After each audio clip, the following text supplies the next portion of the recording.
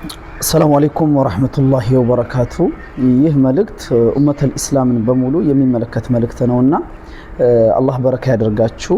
የኡማው ወይንም ደግሞ የሙስሊሙ ማህበረሰብ አጀንዳና ጉዳይ ስለሆነ ኮፒ ሊንክ ሼር ያደረጋችሁ ብታደርሱልን በአላህ ፍቃድ። ነብዩ አለይሂ ሰላቱ ወሰለም በመልካም ነገር ላይ ሰዎችን ያነሳሳ የቀሰቀሰ ሰው ወይንም ደግሞ የጠቆመ ሰው የዛ ሰውዬ አጅር ሳይቀነስበት ለዚህም ሰው አላህ ይጽፍለታል አጅሩን ብለዋል። ወቅቱ ረመዳን ነው፣ አሸረ ለዋኺር ነው። በዛ ላይ ደግሞ ለሊቱም ደግሞ ለይለተል ቀድር ከሚከጀልባቸው ቀናቶች ውስጥ 23ኛ ለሊት ላይ ያለ ነው ማለት ነው።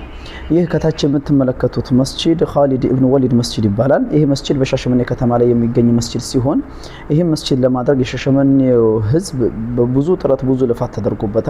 አልহামዱሊላህ መስጂዱ በዚህ አይነት ሁኔታውን በመታየት ሁኔታ ላይ ለረጅም አመት እየተሰገደበት ነው። ግን ላኪን አሁን ያለበት የመስጂዱ ሁኔታ ከአቀማመጡም ከመስጂዱ ሁኔታ ከጀማዓ ብዛትም ደግሞ ይሄ መስጂድ ግንባታ ይፈልጋል። ግንባታው ደግሞ ተጀምሯል። እንደምትመለከቱት ግንባታ እንቅስቃሴ ተጀምሯል። ግን የሁሉም ኡመተል ኢስላም እንቅስቃሴ መሳተፍ አስፈላጊ ሆኖ ስለተገኘ ባረከላሁ ፊኩም ዛሬ ማታ እዚሁ ቤት ውስጥ ዛሬ ማታ 4 ሰዓት ላይ ላይቭ ፕሮግራም ይኖረናል باذنላህ ተዓላ። እዚሁ ሐረም ላይ ሆነን ፕሮግራሙን ዱዓ ያደረግን አብረን እንቀጥላለን።